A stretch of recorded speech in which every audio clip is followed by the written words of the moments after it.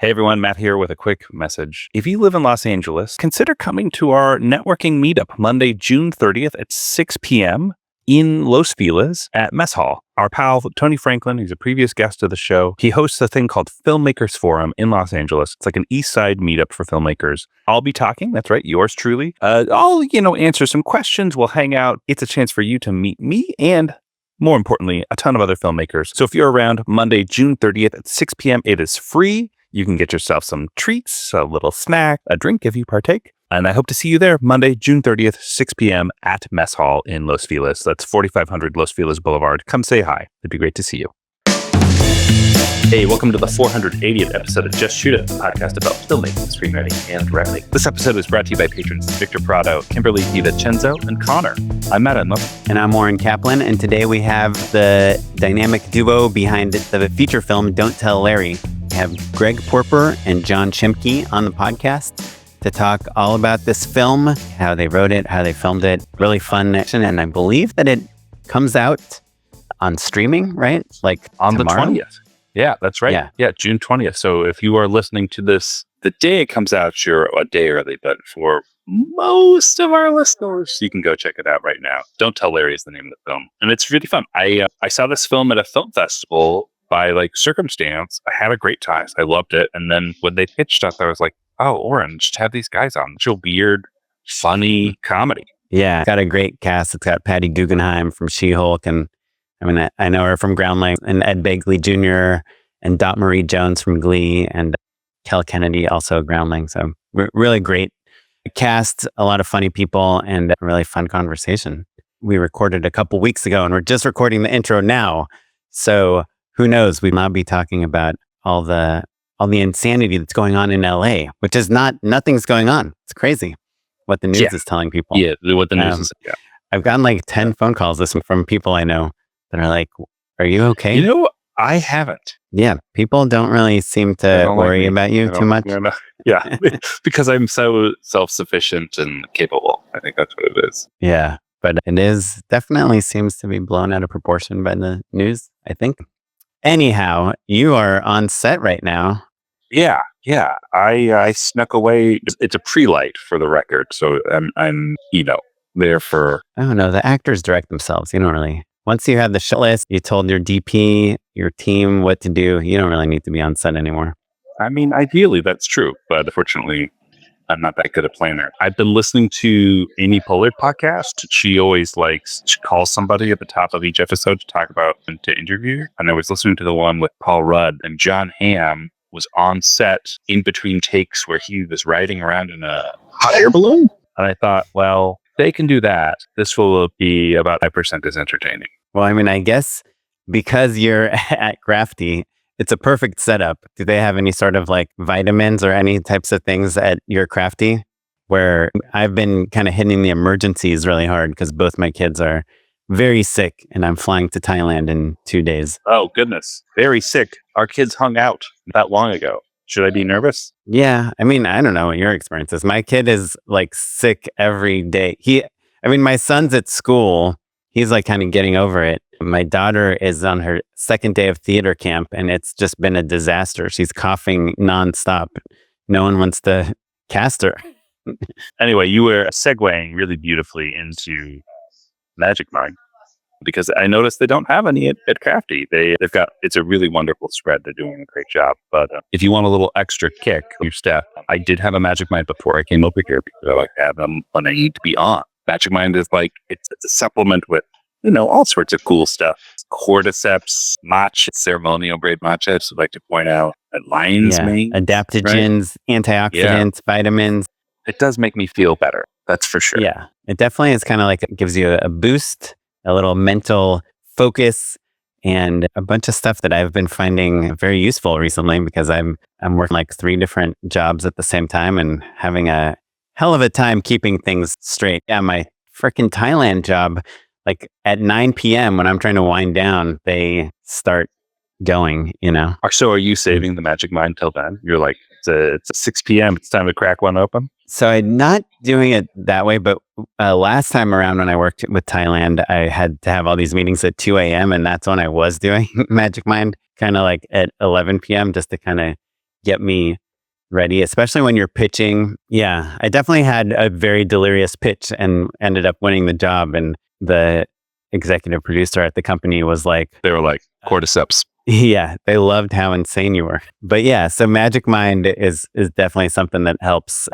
people be less insane. Actually, it can calm energy, give you a sharper mind, manage your stress. And if you want to give it a try, you can right now with our code, MagicMind.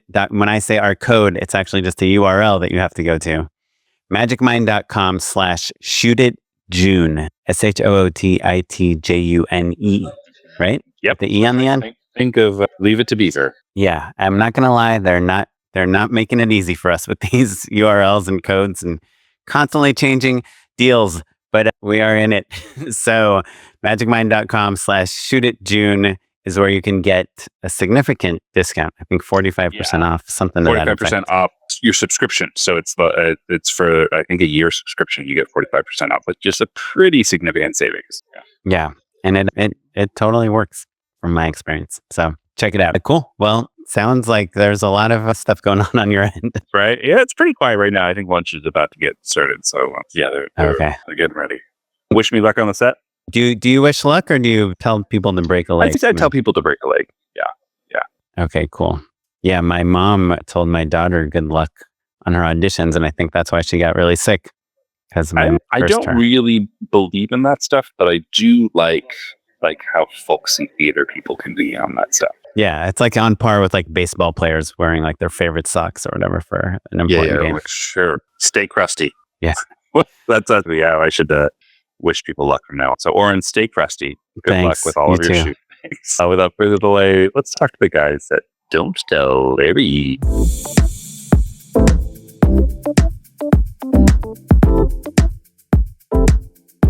I saw your movie like a year ago at the Pasadena Film Festival, and it stuck with me. It's like such a weird, funny, like pure, like funny comedy. Pasadena Film Festival. That's like the Napa Valley Film Festival of Southern California. Less wine at that one, though. It is, and it's also not even in Pasadena. It's in North Hollywood. No way. Is that why you went, Matt? Matt lives in North Hollywood. I do live in North Hollywood, though. Funny enough, I have been to the Pasadena Film Festival a couple times. My wife had a movie there. I think that, unfortunately, the theatrical business is shrinking, as we all know, and the theater that used to be their like home court theater was a Laemmle Theater in Pasadena that I don't think is in operation. No, it's not. Yeah. I heard a little old lady bought it, turned it into a sweet green. A sweet green. Yeah, I've been going to the Pasadena Film Festival for a long time because I used to live in Pasadena, and that's how I found out about it. I had a film play there a long time ago, and I've had a relationship with those guys for a long time, Marco and Jessica. We had the opportunity to do our LA premiere at the Pasadena Film Festival when you saw it, Matt. Awesome. Yeah. I mean, it's also, Los Angeles is still trying to figure out its festival scene. Like, people really want an LA film premiere just because it's really expensive to like travel your crew. You can't afford to do it most of the time. So we all want an opportunity to like see it, people who made it together, more or less, even if you're shot out of town, For sure. But you guys are here in LA, right? We're both based here, yes. Yeah, I live in Studio City, North Hollywood area. So you downgraded, is what you're saying. Yeah. As a North Hollywood resident. Can you guys... We'd all rather live in Pasadena.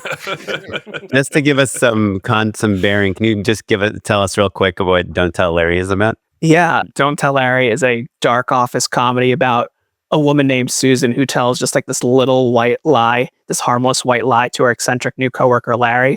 But that little white lie just compounds over and over again and just spirals like wildly out of control. So it ends up becoming like the work week from hell, just from like one little innocent lie about not inviting the weird new guy to an office party. And when you say the weird new guy, yes, I think that'd be a tiny bit of a hint into the tone of the film. Talk to us a little bit about like the comedic sensibility and like vibe of Don't Tell Larry. So it's a great question. From a few people who've seen the movie, one person said it was like if the Coen brothers made Office Space. Mm-hmm. And I actually really, first of all, John and I are huge fans of the Coen brothers. Sure, you got that tattooed on your chest, right? Yeah, exactly, pretty much. I'll never forget it. Yeah. I think also it's like, we love it that, laughing, gasping, and cringing are like, we want our audiences to have those audible reactions, like those out loud reactions. And I guess, Matt, if you were in Pasadena at at the film festival in North Hollywood, you actually heard that from the audience. There was like, there are moments out loud where people are groaning or people are going, oh my God, or they're like excited, or they're at the Austin Film Festival, we had people start clapping and standing. It's just interesting that like I've really brought out like some strong reactions. And I think a lot of that is because there's just a lot of unexpected moments and you think it's one thing and then it ends up being something else. And it just over and over again, we kind of keep subverting expectations for what this movie is. Can you tell us, like, is that, I mean, obviously you guys have both directed and written a ton of previous stuff and worked on a lot of TV, and I know you guys worked in development and stuff. Can you tell us a little bit about how that, like your past experience led you to create, to basically writing this movie? I guess I'm curious, like when you say there's all these unexpected twists and turns and it's one thing and it turns into another thing. Like to me, that's like what you always want, right? Like you want a movie where people go in expecting one thing and subverting it. Like what are some of the things that you guys, like how did you craft that? Or was that part of the intention of making the movie? For us, we wanted to write something that we really wanted to see. We really joke around with each other. We like outlandish humor, ridiculousness. I mean, when we hang out, we just tell ridiculous jokes to each other. And so there's always a boss, like an executive producer or somebody else you're working for. And it's like, no, we're going to do it this way. And you really would love to see it go this other way. And so we had the opportunity to write exactly what we wanted to see, and pulling from either experiences we've had in working in offices and interacting with weird people, really enjoying uncomfortable humor, and then really wanting to ratchet that up. Like, how can we escalate it? And early on, Greg had the idea for the title. He's like, we got to do something called Don't Tell Larry. Wait, like you just, all you had is the title, no plot or anything? So I am someone who I always have either notebook or my phone by my side at all times. So if I hear a quote or if I just have an idea, I always want to jot it down. I think that's pretty common for most people who do what we all do. And at the time I was at a reality TV production company working in development. This is actually where I met John. John was an editor on one of the TV shows we were doing. I was in development. So listening to new ideas, new pitches that would come in from various producers or... And where was this? It's a company called T Group Productions, which is then got absorbed by a company called Critical Content that does like Catfish and other shows. Catfishing people. Yeah, it's a fun thing to do. And so there was Larry, first of all, I just want to preface this as like not based on any person that we know. But the title Don't Tell Larry came about because there was a really actually lovely gentleman named Larry who was someone who would frequently pitch our company some ideas for shows. And we kind of knew deep down that there wasn't going to be the idea that we'd probably be able to convince the higher ups at our company to move forward with. So one day just in a meeting, I said, like, don't tell Larry, but I don't think we're ever going to take on one of those ideas. And then I just stopped for a second. I'm like, don't tell Larry. There's just something there. There's something that's nice about the don't, ending with the T, right? And the tells, like the double T's and the double L's. That makes it sound kind of like a good title. It sounds great. It's not as great for website URLs. Sure. Because there's 2 T's in a row and 3 L's. So that's why we're dtlthemovie.com. So the idea was like, hey, John, I have a title. Let's write a movie for us to direct and make. So I'll take it one step back. This was to make a web series, a series of shorts. And this is in 2016. And ultimately we came up with the idea of it's 2 coworkers who keep big secrets from their colleague Larry, who has severe anger issues or potentially has severe anger issues. Like we don't know if he does or not. Sure. So the stakes of telling Larry is that he's going to go apeshit. Postal. Yeah. Yeah, be specific. We ended up shooting 6 episodes, probably a month after we had this conversation about an idea, maybe even less. It was like a lightning in a bottle. We wrote all of the episodes in a day. Each episode on its own was like a little standalone SNL sketch where it's like, oh, don't tell Larry, but I forgot to invite him to the company. Actually, in this case, company party, which is that translated to the feature. It sounds kind of like a little bit like I Think You Should Leave type of. Yeah. It kind of is. Yeah. Right. Yes, there's definitely a little bit of that. And it's always like the one little thing like the coworkers did by accident, like Larry comes in. So then how did you go from web series to feature film? We had premiered at the New York Television Festival, rest in peace, for the web series. An amazing experience. At the time, this was 2016. So we were pitching to places like CISO, IFC, Mhm. Super Deluxe, places that are no longer Yeah, with us, Quibi. unfortunately. Yeah, Yeah. I mean, Yeah. Yeah. it's just the most. None of those networks exist or all are these places making that don't things. right, exactly, Yeah. places that don't Yeah. exist anymore. But everyone like consistently was like, this is really, really funny. These TV adjacent executives were like, oh, we'd love to see what the TV show version looks like. Get back to us when you have that.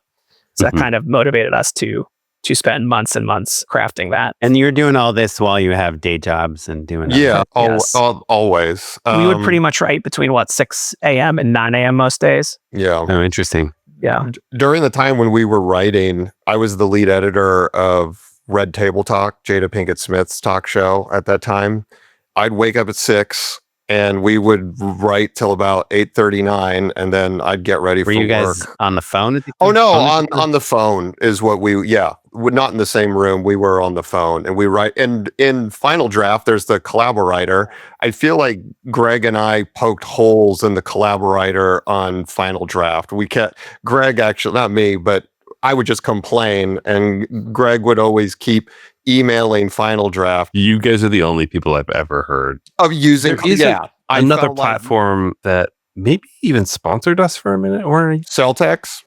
Arc Studio. Arc Studios. Oh, yeah, Thank yeah, you. yeah. But it's specifically the thing that you guys are talking about. Where It's for collaborating. We're collaborating. Kind of came out of COVID and all that Mhm. stuff.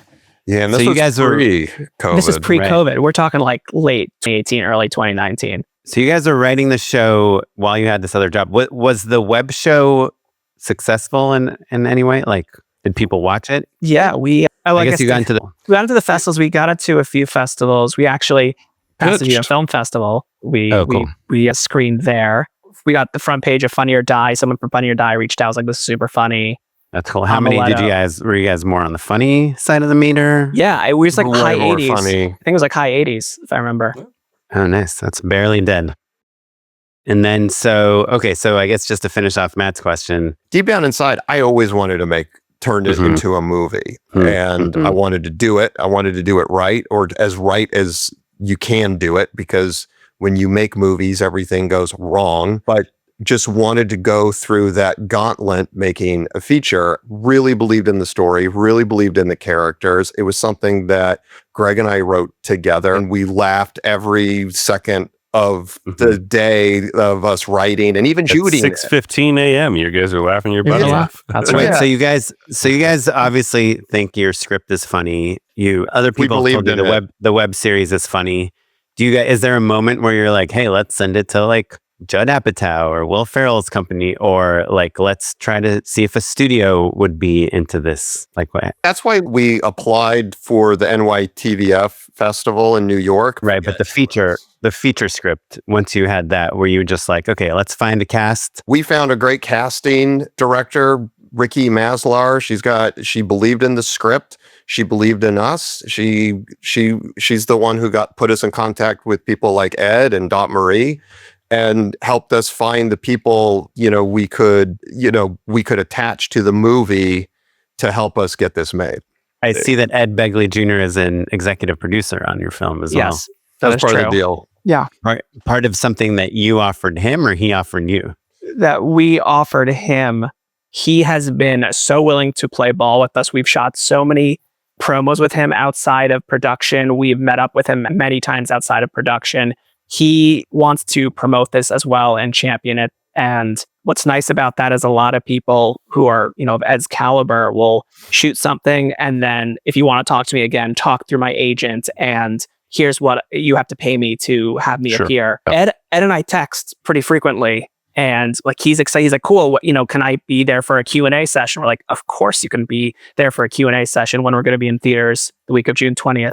So that was Like, just make sure there's some biodiesel fuel waiting for me. Yeah, exactly. Can I walk Yes. there? Yeah. That's in his He's like a- writer. He's like a Yeah. big climate advocate, right? Yes, he is. Huge. Yes. I was an extra on Seventh Heaven once, and I sat next to him at lunch, and this was a few months ago. Yeah. And he Right. he was like talking about climate stuff back then. He had a reality show about Yeah, he being did. obsessed with climate stuff. He did. as well. Yes, he did have a show. And we've actually tonight, as we're recording this, from what I saw on his daughter's Instagram, where they both, posted together. They're at some like conference right now, like talking about the climate. event. Well, It's against the law to talk about the climate now. Yeah, exactly. So so climate you guys, change. you guys are like, okay, we're going to make this movie. We're not waiting for permission. Do you say like we're going to start shooting October 1st and whatever cast we have, or do you say like let's just get 3 great actors and then we start? We made a pitch video is what we did, and then actually Greg and I we put in money first to get it going. Are you willing to say how? Not even. I don't even need a number, but like. When you say money, like, give us a ballpark of what it takes to get things going. Right? Well, the thing I'll say, like, Greg, should we say what our budget is? I don't know. Did you pay to like you're paying for the casting director to get started, right? Things like that. Like, I'd actually like to backtrack a little bit because when John said we got the casting director, there was a whole year and a half first that went into this. Where it's late 2018, we were writing the script. Everything John said, I agree with in terms of like, we just got to the point where even like we have friends of ours who have gotten their movies sold, which is fantastic, the script, and then it never gets made or it sits on a shelf or Fox bought it because they didn't want a competitor to make it. And so it just never sees the light of day. And John and I we couldn't not do something with this Martin character. Scorsese. Yes, exactly. Our good friend Martin Scorsese. Marty. That happened to him. Yes. Clearly, we saw it. In episode 1 of the studio, yes. And art imitating life. Exactly. Yeah. Thanks for everyone picking up that reference. I appreciate it, guys. Thank you for giving me welcome. That was funny. Yes. And we got to the point where we had 20 drafts of this script because we kept workshopping it. We kept pitching it to and sharing it with friends and other writers who we trusted. We wouldn't have gotten to this point if we didn't genuinely enjoy writing this. And like we loved like every minute. It was like I was excited to go back to page 1 to rewrite as opposed to other things we've all written in the past where it's like this is the most daunting thing ever. In this case, it was exciting to like, okay, cool. Now that we have this new idea, let's go again. I was in a writers group at the time as well called Deadline Junkies. And that is a group where you basically can have actors cold read the script. And it was great to actually hear our words out loud. And I think that also informed like certain moments that were really working and that weren't. And it's like early 2020 and we're feeling good. We're like, okay, we feel like we have something we can film. Sure. Yeah. Obviously, everyone knows what happened next, but we used the pandemic honestly as an excuse to say, well, when things start to get better, hopefully they in 2 weeks. No, but in however many months it was, we had the intention of okay, we will be making this movie. Like if this movie's going to get made, we said that. The when we didn't quite know, but we used that extra time honestly to probably get another 5 or 6 drafts of the script, like continuing to refine it in that time. And so at what point do you start fundraising, right? Or not just fundraising, but getting the other mechanisms of a film going, right? Because obviously, like we all know, people are going to like tweak and, adjust things all the way through post, obviously, right? Like you're constantly kind of like finessing things and tweaking things. But at a certain point, you have to say, okay, this is our production draft. This is what we're going to break down and turn into a budget. That budget is going to determine how much money we need and how many days we need our actors for, right? Like the nitty gritty of like, this is how we make a movie, right? What was that turning point for you guys? So for me, it was actually in January 2021. I had just wrapped on a show as a story producer for Discovery that I was working on for many months. And when John and I talked, this at this point, it's been 2.5 years. I was doing everything I could to save up to know that like I would be able to not work for a few months to try and do everything I could to get this movie off the ground. And we did the budget ourselves. We decided like this is going to be the draft. We're going to start here, and we broke it down. And it's hard asking for money to make a movie. It's like it seems like the most riskiest thing to invest in. Down the line, we had different people we knew, like different unit production managers or other producers, people who made other low budget films. And so, a lot of it was just borrowing and stealing of what we knew we could do. And then we wanted to shoot in Los Angeles because that's where we were at, but it was just impossible to shoot a movie down here at that scale, at our small scale that we were trying to do. Budget-wise, yes. And so somebody we knew suggested us, maybe shoot out in Dallas. We had a connection out there. And so Greg and I flew out to Dallas and like literally, here's an office building floor you can have for, $5,000 for a month. It's like, oh my gosh, you got Can you one give us over the an, place. I mean, I think you just did give us a really good example, but what's because I do, obviously it's in the zeitgeist right now how hard it is to film in LA and people are trying to figure that out. The locations were cheaper in Dallas. Was that kind of the main thing? Well, Location? there's also like permitting is like impossible, or even like, with the permitting Los Angeles, like just to shoot, like we found like an office building in the valley that was like perfect. It was literally the perfect office that represented what we had in our heads from our script. So I want to clarify. So we in LA, there were certain things we didn't need permit to film in that office. We needed permission from the building owner, but the tenant who had the office said it was fine by him, but he didn't want to run it by the building owner. So that was one risk that we were dealing with, because the price was right, but that was a big risk. Secondly, it's a liability. It's right? a huge liability. Like say you accidentally burn the building down. Yeah, or they just shut down production like through day one. Yeah. But we still needed a permit to park trucks on the street. That was still a thing we had to do. We needed a permit for that, and also we needed we have a footprint when you're a production. You have the trucks, you have the crew parking, and so right. But I guess don't you need all that in Dallas also? You do, but Dallas was $5,000 a day. Like in LA, we were getting quotes that like to actually do parking, right, and like to take up space, and this place in Canoga Park, which is this office John's talking about, we could try to park at that mall, the Topanga Mall nearby, but then to actually own those spaces and to have it for a month, like it was thousands and thousands of dollars. And in Dallas, it was like, for $500, you guys can park everyone?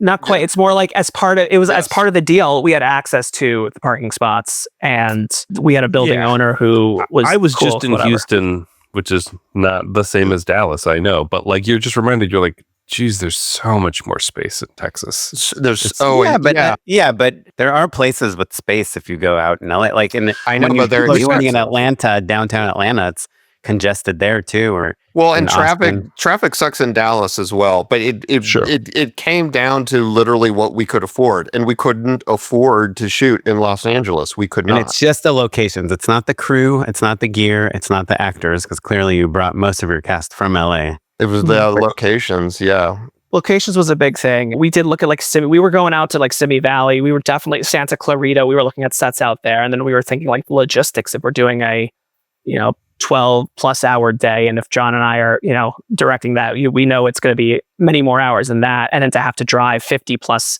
miles, like that's not a recipe for success too. It's cheaper to save a few $1,000s on a location in LA where everybody lives than it is to fly everyone to Dallas, put everyone up in a hotel, give everyone transportation to and from set, and feed everyone? Because in Texas, I believe it's always in a right to work state on crew members. So this is actually the difference in when you add it all up, the fact that I think you don't pay certain parts of the wages. Like 26% on top of something like that. A small indie film can't shoot non-union in LA? Or is it just a fear of getting flipped? For crew. We could have, ultimately we could have done it. I think John, I think the other thing to is that we actually had an office that we had access to in LA. It just, honestly, in that case, it did not have the look that we wanted.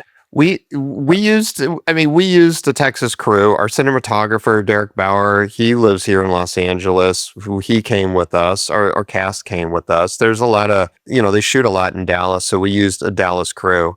But, at the same time, it's like we had our set, our Good Lakes Cruises office that we needed to shoot in.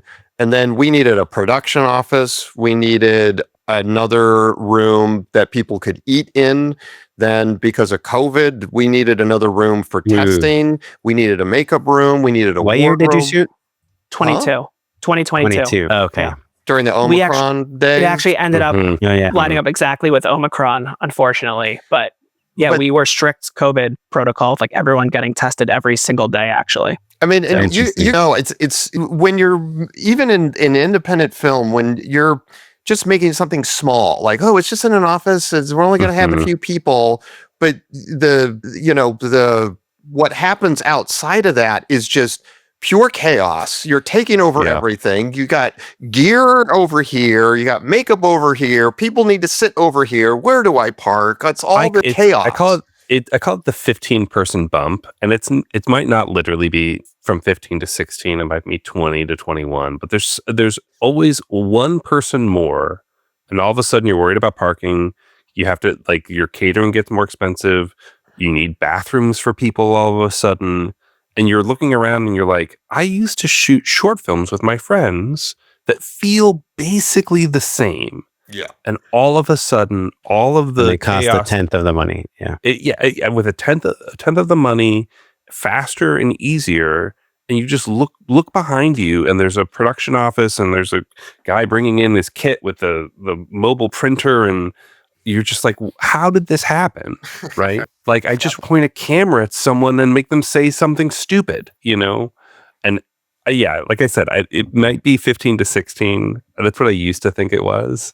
That's pretty accurate, though. That feels accurate. Yeah, but you need more than 15 people to make a movie. Unfortunately, you do. Yeah. And listen, it's like, we've all made tons of short films with our friends where you didn't need anything at all. And sometimes you just show up to a location and you were shooting, and all of a sudden, in the moment, here comes this big old train with all these boxcars, and one of them is open, and it just stops at like right where you're at when you're shooting, and this incredible magical moment happens, and your actor gets on the boxcar and the train leaves, and it's like, wow, that's great. And it's like, all we did was roll up and start shooting. But it's like, in any world where it's like, okay, everybody's here, we're paying this money, we need a train, we need an engineer, how many boxcars can we have? Like, oh, it's going to be this much money if it's this many boxcars, but we can get it for this much money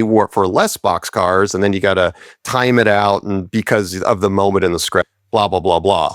But that's why media has turned into this like content creator economy, right? Because those people that are getting way more views than all of us combined on all this art we're able to make with us are going to Disneyland and filming something. They're going to parks, or they're going to houses or malls, and they're shooting stuff that looks pretty damn good.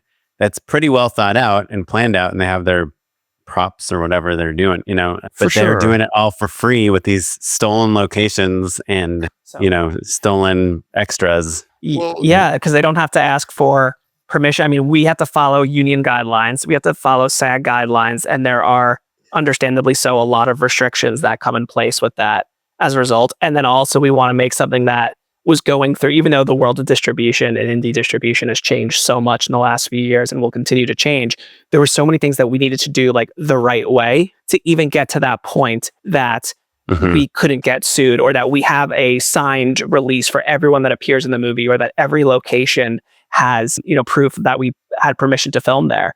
And so the way you're saying, like, Oren, like those creators, good if they don't have to do that. And as a result, they're just able to like make something a lot faster and get it out a lot sooner.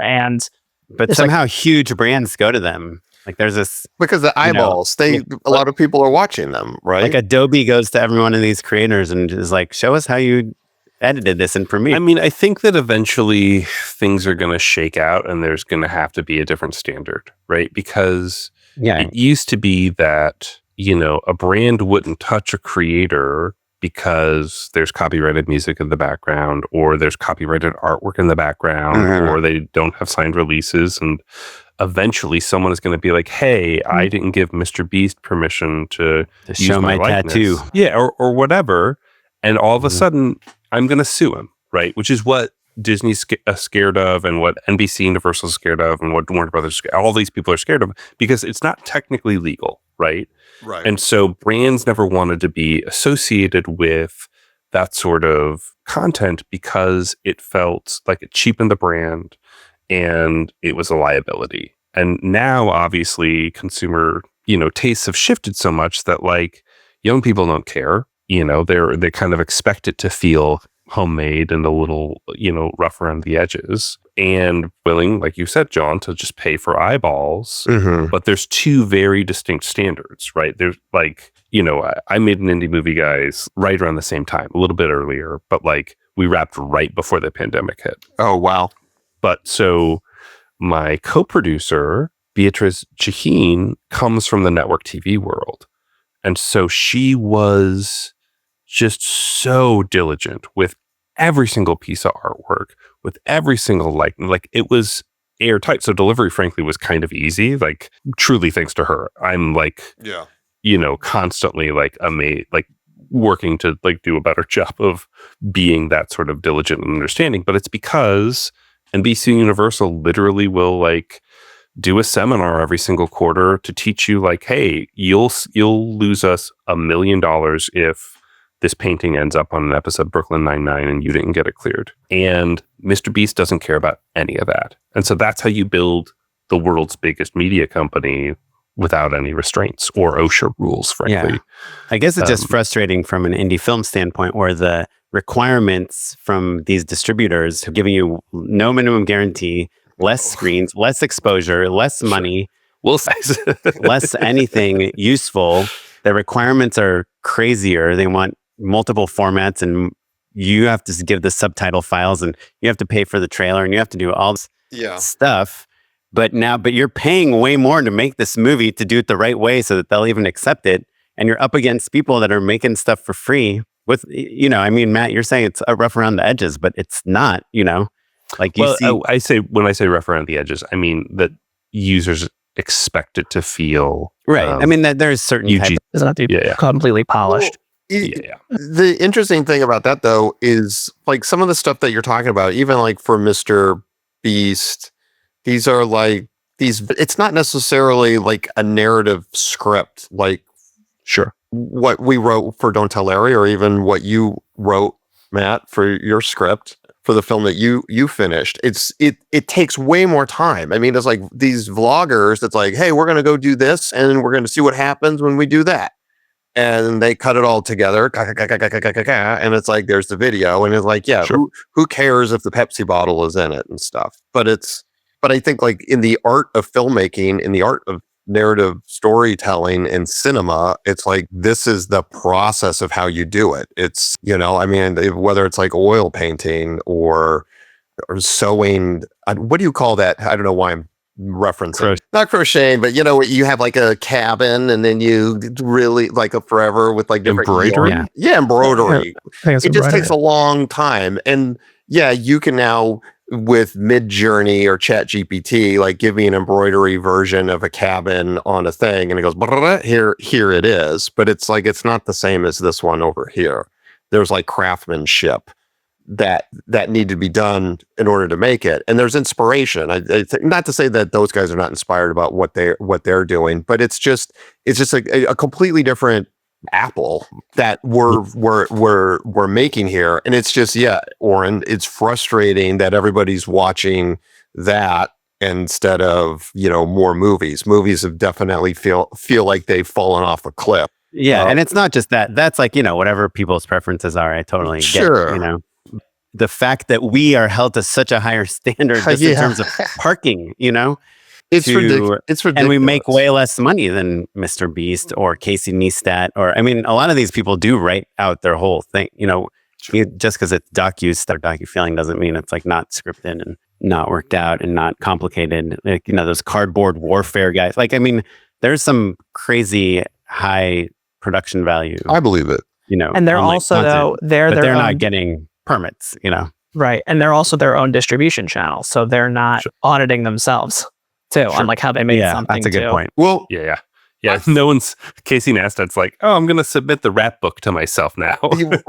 Right. But there are times too when I think to myself now, if I was going to make a movie or make a TV show, you could experiment and be like, the distribution is YouTube. You have your channel. You can literally make shorts. You can do your own marketing on YouTube and then do cross marketing with TikTok and Instagram, and you can reach out to millions of people. It costs you no money, but the time that you have and the creativity that you can muster to make these reels to get the word out. And then you're making it. It's like old school TV. You're making soap operas, right? Advertising's paying for the content, and do it the same way and release a movie that in my mind, I'm like, these people could be doing that, and certainly some are. Certainly some are. Who? I think, for and sure. what about, I mean, that guy, Danny Gervais, you know him? Yeah.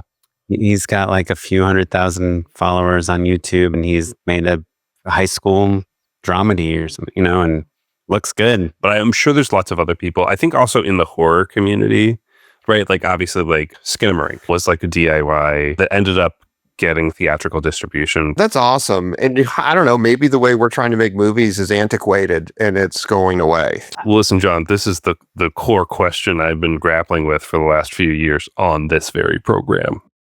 If we're not making money, it's hard to like keep doing it, and you have to figure out another way to do it. Yeah, commercials. On a lively, so from a livelihood level, yes. I think one of the things that we've thought about with this movie, because I think, I said this going into it, that I think financially, if we didn't go through a distributor, we would probably end up with more money at the end of the day ourselves by completely owning the paywall and not having to do these revenue splits. I think there's an added legitimacy, and there is better.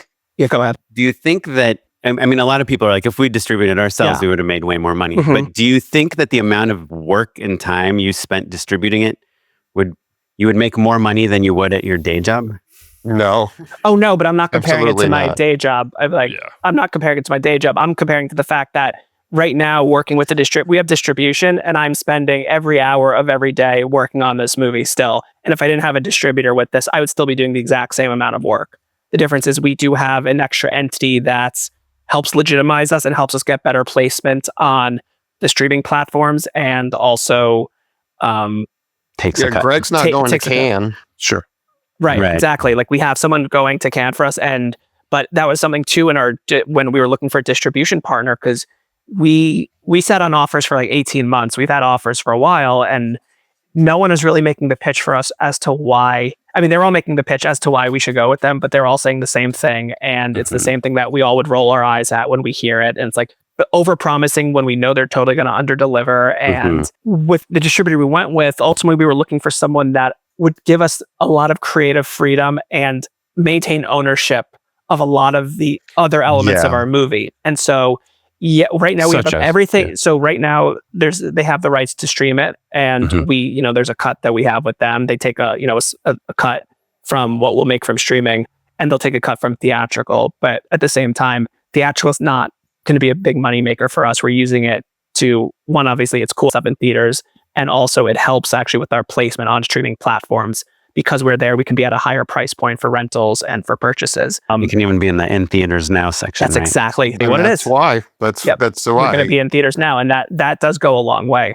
But we believe that, or John, I don't want to speak for you, but I think you believe it too. But like that, Larry itself, we are treating this like we're working with Emily Blair Media right now. They're a PR firm that has never done a film release before. We're their first film release, but they have represented brands, athletes, influencers, a lot of influencers.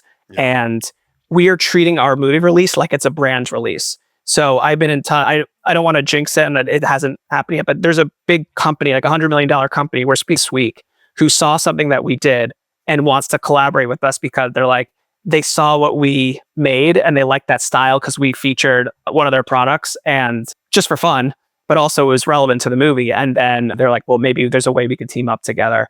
And so anything that would potentially come from that, that's something that we still have that ownership over, which is nice. So even if it's merchandise, and yes, we're a small indie film, how much merchandising will there be? You never know. Sure, you can sell t-shirts or whatever. Halloween costumes. And we're an one office. Says, don't tell Larry, and the other one just says yellow sweaters. Exactly.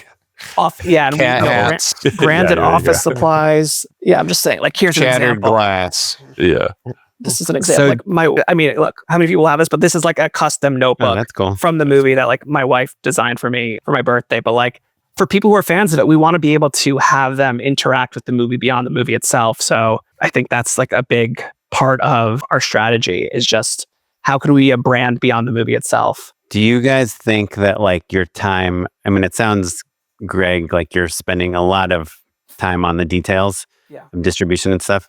Do you ever think, sometimes I wonder like, okay, the movie, it got into the festivals it's going to got to the distributor it's going to get to, like the amount of extra work I put into this, is this going to give us like 1,000% boost or like a 10% boost? And if it's like closer to a 10% boost, is my time better spent working on the next script and saying like, hey, check out this movie I made, got distribution, people loved it, people in Austin were standing up in the middle of the theater. I think you're underestimating how much time Greg is spending just getting the movie delivered.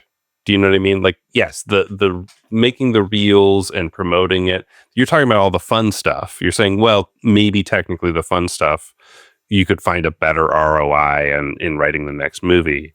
But that's the fun stuff is, say, 10%.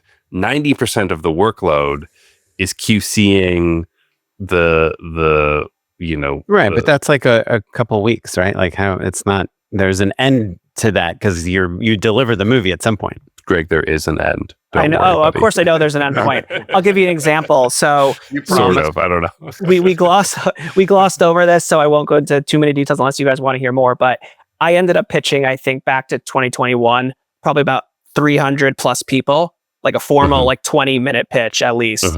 And out of that, we got 36 people to come on board at various amounts to invest into the movie.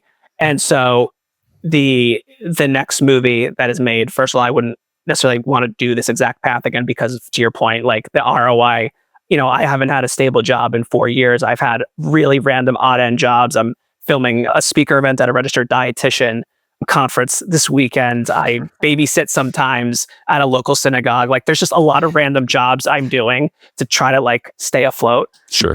But with that's those, Hollywood, baby. That is Hollywood, baby, in a nutshell, baby. Yeah. But with 38 investors, all of those investors, like they all need, they have like K1s on their taxes and like they all need to be filed. And it's constant like paperwork even related to that and taxes related to the LLC upkeep and like the statement of information. It's just like kind of like a never ending cycle of things and costs. And there's just costs. Like, it all costs to do all that. Yeah. What is the thing, John, that you like to say where it's, there's three things, pick two, like money, time, and quality? Oh, yeah.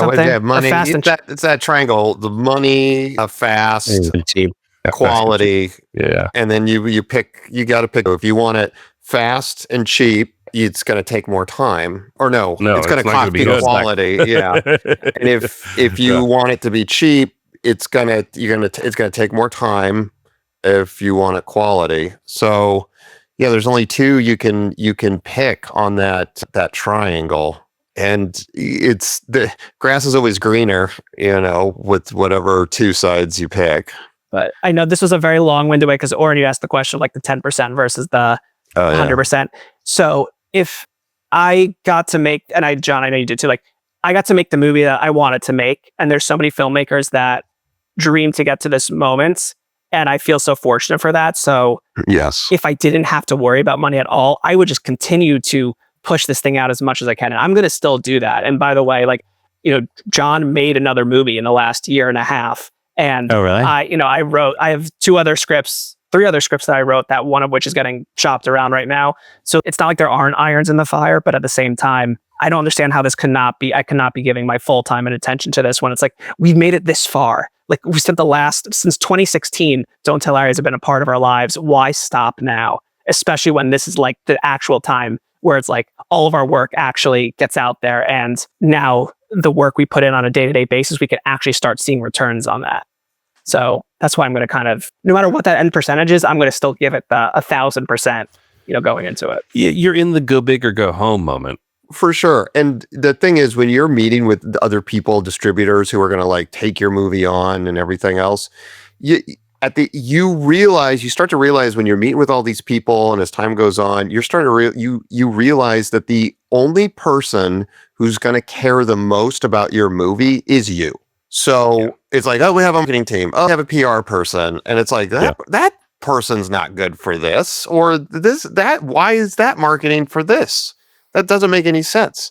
And so the thing is, if Greg and I believe that if this thing is going to be successful, you got to take it all the way home. Like the amount of time that you spend writing your script and shooting it and editing it, that same energy and dedication needs to be applied when you actually release your movie when it comes to the marketing. A producer friend is, when he finally watched, we pitched him hard, like, come on, and he's like, I don't have any money for you. But we showed him the final movie and he's like, congrats, I didn't think you could do it, but you did it. Congratulations. And it works really well. And he's like, you're halfway done.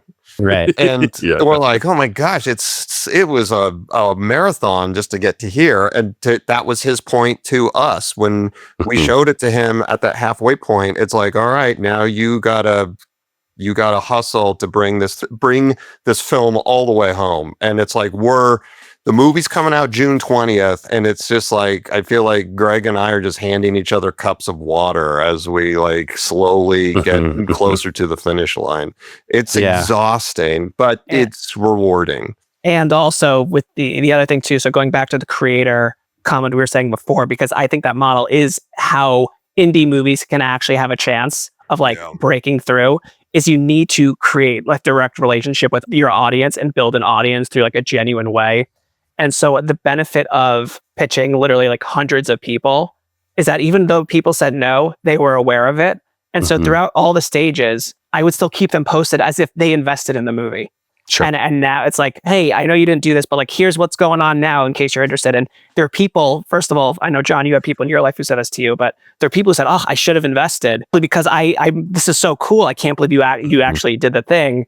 It looks awesome. But those people now they are aware of the movie. I would like to think that, they will perhaps rent it because whether they felt guilty or they're like, you know what, maybe I'm curious to see what this thing, or let's see if this is a train wreck or not. Maybe they want it to fail so they can feel good about not investing, but they'll be disappointed in that case. But yeah, we've had an old guest on, a pal, a producer that he's from Kentucky and like kind of splits his time between here and in LA and Louisville, that likens film investment to like breeding thoroughbreds for the Kentucky Derby, right? Okay. Like most horses don't race in the Derby, but it's really cool to like go to the stables and like be like, hey, that's the horse that I invested in, and like, watch it run a couple laps or whatever it is. I don't really know anything about horse racing, but the point is that it's an experiential investment. And so those people are happy. They're really happy if their horse wins the Kentucky Derby, but they know it's probably not gonna. And that's like, we'd all be really happy if you were the Palme d'Or winner in Cannes. Right. But if that doesn't happen, we can still have a really good time investing in a movie. Yeah, do you know what I mean? That's the whole model of Vegas, right? It's like, Sure. hey, you're going to lose at blackjack, but you're going to have a really good time and we're going to give you free drinks the whole time. Yeah. One other thing I wanted to steal some. I'm not saying that your investors will lose money or that any investors will lose money, but that it is a tough sell. Right. It's 100%. Yes. Every investor went in knowing that this movie might not even get made and you could lose all your money and there's not even a movie. And I was upfront and I told any investor, if you're investing because you're like, doing Shimke's a little shaky. Exactly. So we can make it. You want to invest specifically to make money because you want an ROI of this by a certain date, don't invest. And like I turned the biggest potential investor away because they were requiring that like after 12 months, they would start getting, certain percentage interest back no matter what. And that's just not the sort of person who should be investing in a movie like this. Oh, yeah. 100%. The other thing I was going to say, though, our friend Liz Manischel, who's kind of in the distribution game, told me maybe on a show once or maybe just off mic, she helped us a little bit with selling our film. When you're talking to distribution people, it's almost a little nice for them to not be selling you, like to be really cut and dry with like, hey, this is like where your movie is in the marketplace and not pretend that they love it, right? Because in a certain sense, then it just becomes like clear calculation to your guys' point of like, we're the only ones who are going to love our movie and know how to market it and know how to execute the way that it needs to. So if a distribution person is kind of pretending that they're going to do all of those things, but they don't really have the wherewithal to do them the way back in the day it used to be, Now they're kind of like aggregators in a certain sense. They're people who have a good relationship with iTunes or Apple or whatever, have a good relationship with getting you maybe a little bit of promo in some of these different platforms. Like, hey, we'll get you on Fandango Plus or whatever. Like that's what their value is. And like, they don't have to be like, hey, I'm the biggest Larry head of all time in order for them to pitch you appropriately. And so it's almost like when people are like, oh, I love your movie, I love your movie, I love your movie. Sometimes it feels like a false bill of goods. And you almost get better off with just like someone who's a little bit more dispassionate. And that feels disheartening sometimes as filmmakers who spent years and years nurturing your baby to fruition. But I think that's just a part of the way that the distribution world has shifted. And I think eventually it's all going to shake out and it's going to be kind of a different landscape, but we're in a weird middle ground for the next 10 years at least, I feel like. Oh man, that's a long And on that time. note, we would like to distribute Don't Tell Larry. Yeah. I will say just a little bit back on the topic of filmmakers just promoting their films and getting them out there. I do think one of the craziest things that happened this year, and people talked about for like a week, but it's kind of faded away, is how Ryan Coogler made one YouTube video for Kodak Film, and has like nobody watches their YouTube channel in general, about perforations in film, 15 perf versus 5 perf and horizontal feeding and projection. That one video that this filmmaker made, YouTube video, like changed the whole like theatrical experience for so many. Like I would not care at all seeing it in IMAX. And I'm like, oh, I must see this movie in IMAX after watching Ryan Coogler talk about how I don't have to watch it in IMAX, how I can watch it on, 4DX or whatever. And the Vista Theater, I saw there's only, like 10 theaters that are doing this specific screen, projection of the movie. And one of them is by my house. It's literally sold out. The entire run is sold out. The other IMAX theater that's doing the 15 perf in the Valley is completely sold out. Like noon on a Tuesday, you can't go see this IMAX movie. And I guess I know I'm very jaded and just kind of negative about everything, but I do feel like every once in a while I'm like, oh, damn, this filmmaker promoted this movie. And yes, it's a giant studio movie, $90 million movie with this famous people in it and a famous filmmaker. But the fact that he did this one thing and made this one video that changed the box office, because of him just explaining why people should go see it on IMAX is really impressive. Like, I think what he did for IMAX is 10 times what Christopher Nolan has done for IMAX, who was like the previous poster boy for IMAX. Yeah, it's funny. I saw that video. I didn't know that made people want to go see it on 70 millimeter. Really? I mean, I think when he starts showing all the theaters where, like, oh, if you're in Europe and you happen to be close to London, it's the only place you're going to be able to see this movie. Right. In this way, then you're like, oh, damn, I'm close to London. I should go see it in that way. And then it's totally sold out. I love hearing that it's sold out, though. I haven't seen it yet, but I now that I know it's going to be sold out, because I want to see it on. Well, Thunderbolts, I think, just came out and is replacing it on all these IMAX screens. So now there's this like time limit. Like, oh no, I'll never be able to see it. Don't get me started, guys, because Lilo and Stitch and Mission Impossible come out on the same day, and they're both IMAX. I'm a 4DX guy, and if I want to see the final Mission Impossible movie, I thought you were on 4DX. You were angling for Lilo and Stitch. As a millennial parent, I feel like it is our Barbenheimer. Really. Yeah. It's it's like if I can take my kid to see Lilo and Stitch and then get a sitter and then go see Mission Question Impossible. is, can you just drop your 3-year-old in the Lilo and Stitch theater while you're in hop over? I want to see both. I want to see both.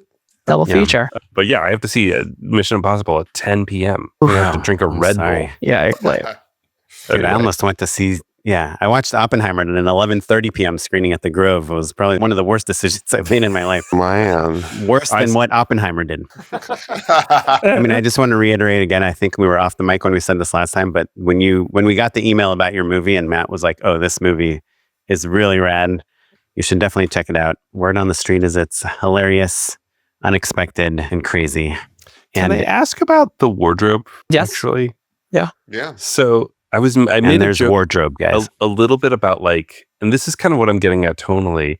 There's like a tight yellow sweater like that's like the image that stands out, and like your poster is yellow. There's like it's a relatively normal looking film, but Larry is just in this sweater that's too tight for a lot of the movie. I mean, wardrobe, we put a lot of thought into it when we were writing and obviously when we were shooting. The thing about Larry, he wears a yellow turtleneck is what it is. And he wears black pants. And Mhm. Larry is yellow and black. He wears the colors of the international warning sign, like Mhm. a bee, sure, a yellow sure. jacket, Yeah. road signs and stuff. Yeah, caution tape. Yeah. Words and he- hazard. Yeah. And he's Yeah. just, and that's what it is. So we knew that Larry was going to be black and yellow.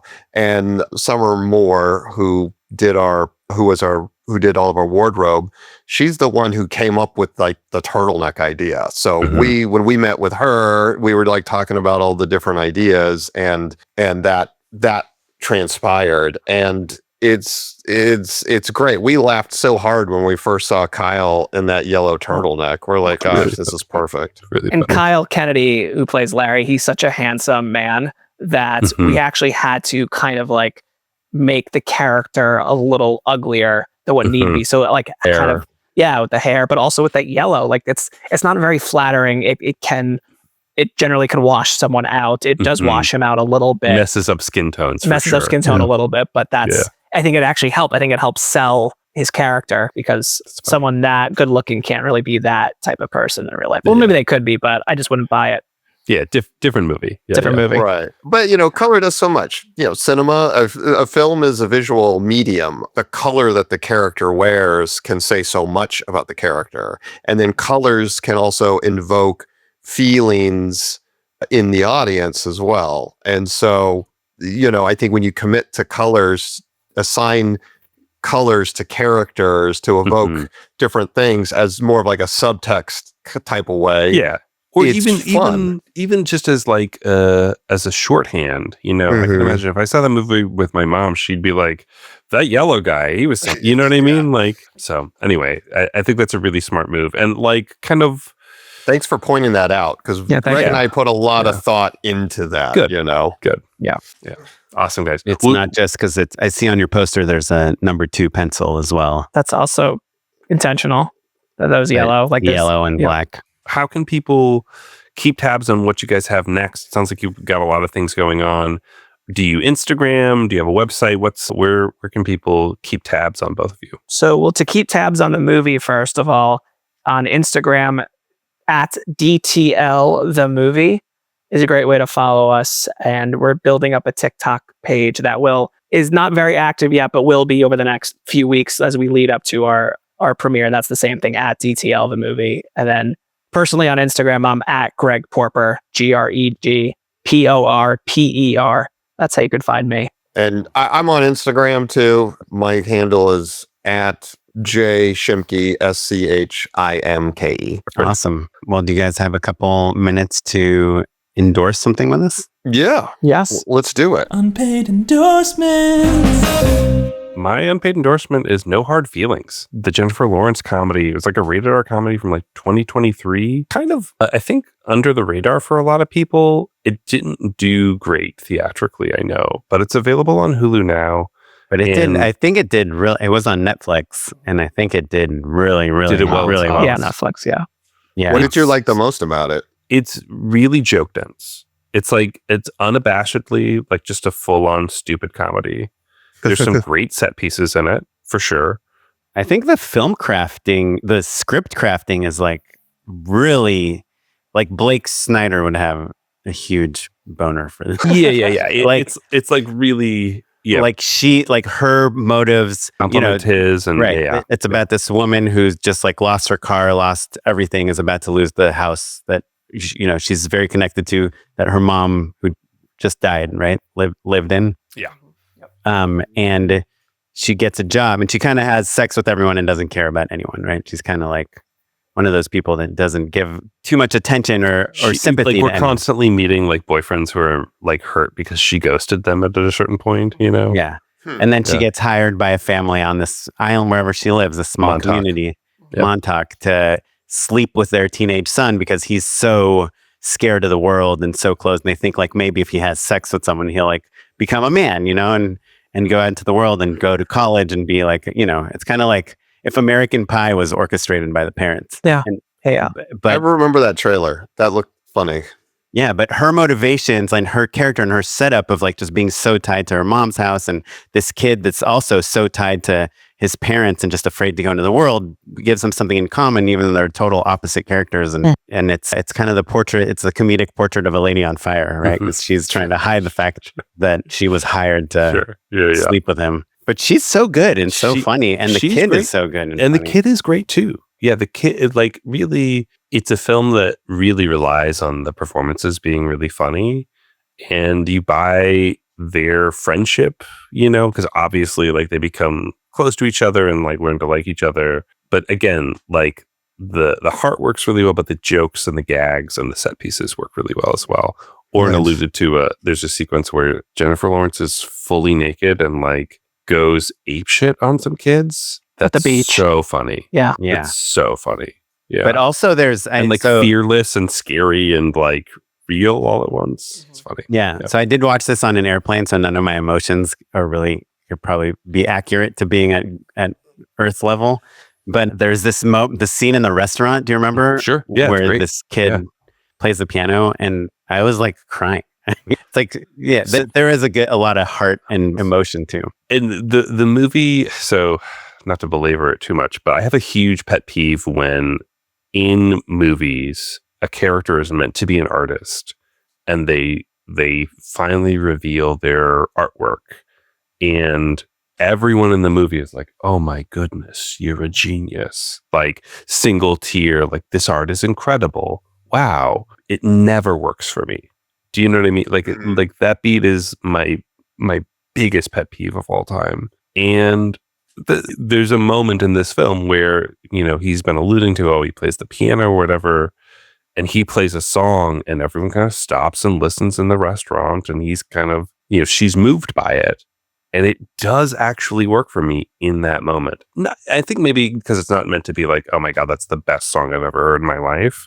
More just like, oh, you're really good after all. It's like, it sounds like it was earned in the movie. It was earned, but also I think that generally speaking, the execution of the art objectively is always a little tricky. Do you know what I mean? Like, they either overshoot it and it's like, okay, well, you're not Picasso or whatever, or they're asking the audience to take a leap that they haven't earned in the first place. Anyway. But I think any good movie works on like multiple levels. To me, that scene, I don't honestly even remember if he was good or not at playing the piano, but it's about him putting himself out there. You know, he was in Dear Evan Hansen. I think he's the second run Evan Hansen. That tracks. I just saw Saturday Night last week and he was in that too. Who does he play in He that plays movie? Lorne Michaels' assistant. So was it his cousin or something? I forgot who that character was, like the PA. Gotcha. Yeah. It's a great movie. Okay, cool.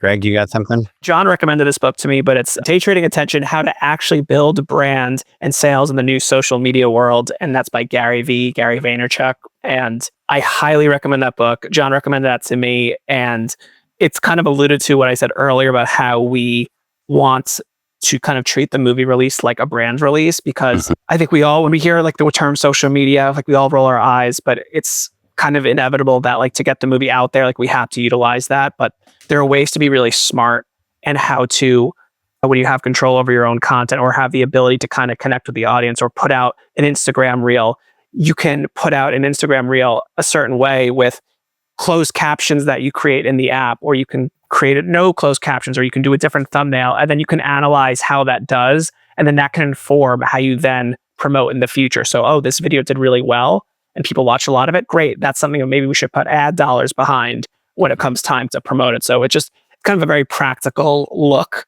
It talked about that guy who was drinking, what was it? The cranberry juice? Ocean spray. Yeah, ocean spray. It just, so it had a lot of like topical examples of how like, some guy drinking that cranberry juice just like became super viral. And I just think it's hard because, you know, indie filmmakers, there's just so not a lot of money in it. But I think in order to be able to stand out in a marketplace that's so crowded, you kind of have to think this way.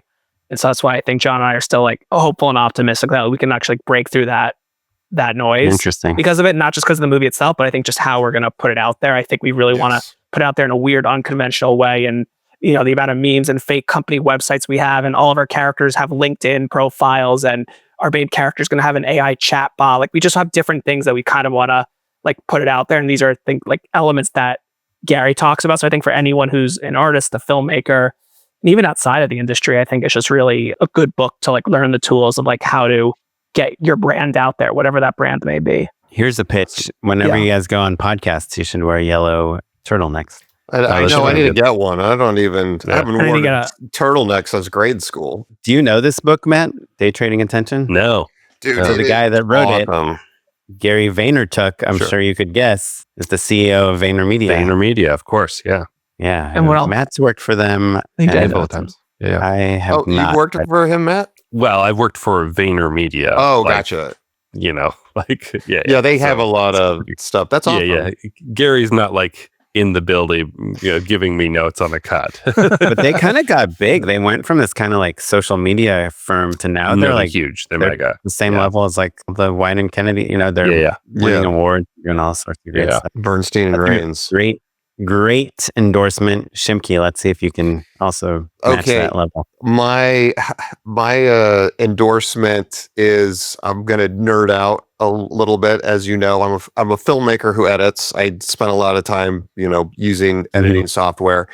DaVinci Resolve updated their edit page, and my God, it has been fine. I've cut 2 feature. I usually work in Avid Media Composer, and I've cut 2 feature length films in DaVinci Resolve, and I've always regretted it halfway through cutting the movie because the edit page has been horrible. And finally, in this update, they updated a lot of things where if you're a real editor, it just makes your life 10 times easier, and I love it. And the specific thing is just source record in the timeline. Like if you have a clip in your preview monitor and I assign it to, I hit the tab key, and then that clip shows up in my timeline, and then I can scrub through it where you're looking for moments for like reactions and things like that. And it's almost like I've never used like old film reels or whatever. And, my entry point to editing was doing like VHS to VHS, like getting all the the VHS decks together, blah, blah, blah. But it's been a game changer where you can like just scrub through, find the moment, mark your in and out, and then just cut it into your timeline. And it can work 10 times faster doing it. And the fact that DaVinci did that upgrade, like now I feel like the edit page in DaVinci is a contender. And it's like now I'm almost like maybe I never have to use Avid Media Composer ever again, which is like crazy, which is crazy. Yeah, I mean, I'm pretty impressed. It's crazy because Resolve is free. Yeah, well, if there's a few things you got it for $300, but it's like $395. I've spent probably, collectively in the last 15 years, I've probably spent $10,000 plus on Avid Media Composer. Sure. Anyways, that's my unpaid endorsement is DaVinci Resolve's update. And specifically the edit. I'm not a colorist. I'm not an audio mixer or anything like that. The edit page, kudos, like do it. If you've been thinking about it, do it. That's funny. Yeah, Black Magic was a sponsor of our podcast. That's right. I'm pitching on this thing right now that has a lot of magic tricks in it. So I've been watching a lot of magic videos this past week. And I think I don't know if you guys watch America's Got Talent, but it's actually like, you guys kind of have some touch points for that in the unscripted world. And I know Matt dabbles in some Love Island marathons, but there's some really amazing acts. And it's one of those shows that you can watch with like your very young children too. But so most people will probably know the first person I mentioned because he won America's Got Talent, but his name is Shin Lim. And he is just like, he has awesome hair, but he also is just an incredible, incredible magician. So if you're just looking to procrastinate, check out Shin Lim. But there's this other guy, this new guy. He did not win America's Got Talent, but so you might not know him. And his name is Eric Chien, Chien. He just like makes things vanish in front of your eyes, like he just has like a table of cards and coins and things. And like, you won't notice his entire outfit has changed, just these things. And the stuff is like on YouTube. So you can go through it frame by frame and you still have no clue how any of it is working. And these guys, Penn Jillette, of Penn and Teller was a guest judge on, I think it was actually on Asia's Got Talent when Eric was on there. And he was like, dude, you're like the best like sleight of hand magician I've ever seen. Yeah. Cool. So worth checking out if you like magic at all. Eric Chien, Chien. I guess I'll shout out to the Perez brothers, whose father is a member of the Magic Castle, and my wife was like, "We should go to the Magic Castle," and so I reached out to them, and they hooked us up with an invite. So amazing! Thanks, I love the Magic Castle. Guys. They're also directors. Amazing. Oh, okay, cool. So anyhow, that's it, I guess. Thanks for listening. If you have any feedback on anything you've heard, thoughts on shooting in Dallas versus LA, I'd love to hear them. You can email us at justshootitpod@gmail.com. You can find us on Instagram at justshootitpod, and I'm at O Kaplan. And I'm at Mr. Matt Enlow across all social media. This episode was edited by Kevin Oyang, thanks Kevin, and produced by Tyler Small. And you're listening to music provided by the Free Music Archive and the artist Jazar. Thanks everyone. Thanks. Goodbye.